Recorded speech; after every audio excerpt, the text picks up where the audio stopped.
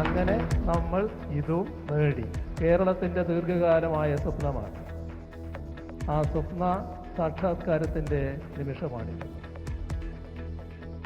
LDF സർക്കാരിന്റെ ഇച്ഛാശക്തിയാണ് വിഴിഞ്ഞം യാഥാർത്ഥ്യമാക്കിയതെന്ന് മുഖ്യമന്ത്രി. നാടിന്റെ ഒരുമയും ജനങ്ങളുടെ ഐക്യവുമാണ് നമുക്ക് ഇത്തരം പദ്ധതികൾ പൂർത്തിയാക്കാൻ കഴിയുന്നത്. തുറമുഖത്തിന്റെ ശില്പി പിണറായി വിജയൻ എന്ന് VN വാസവൻ. കാലം കരുതി വെച്ച കർമ്മയോഗിയെന്നും മന്ത്രി.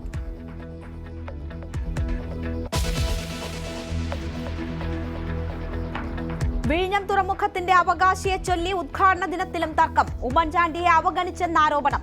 മണ്ഡലങ്ങൾ തോറും കോൺഗ്രസ് പ്രതിഷേധം. ഉദ്ഘാടന ചടങ്ങ് ബഹിഷ്കരിച്ച് പ്രതിപക്ഷ നേതാവ്. തുറമുഖത്തിൽ ഉമ്മൻചാണ്ടിയുടെ പേര് നൽകേണ്ട കാര്യമില്ല എന്ന് MV ഗോവിന്ദൻ.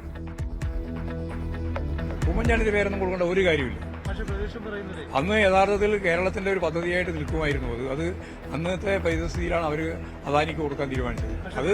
അത് സ്വകാര്യവൽക്കരണത്തിന്റെ ഭാഗമായിട്ട് ഞങ്ങൾ അന്ന് ശക്തിയായി എതിർത്തതാണ്.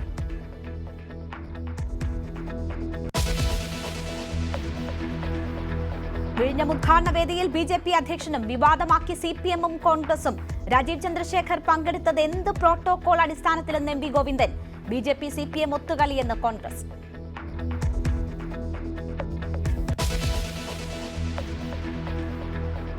പഹൽഗാമിൽ ഭീകരാക്രമണത്തിൽ പാകിസ്ഥാന്റെ പങ്ക് വ്യക്തമാക്കുന്ന കൂടുതൽ തെളിവുകൾ ശേഖരിച്ച NIA. പാകിസ്ഥാൻ രഹസ്യാന്വേഷണ ഏജൻസിക്ക് ആക്രമണവുമായി ബന്ധം. പദ്ധതി തയ്യാറാക്കിയത് ലഷ്കർ-e തോയ്ബയുടെ ആസ്ഥാനത്ത് വെച്ച്. ഇന്ത്യയിലേക്ക് കടന്നാൽ തകർക്കുമെന്ന് പാകിസ്ഥാൻ നാവികസേനയുടെ മുന്നറിയിപ്പ്. ഷാജഹാപൂരിൽ ഗംഗ എക്സ്പ്രസ് വേയിൽ യുദ്ധവിമാനങ്ങളുടെ ലാൻഡിംഗ് പരിശീലനം.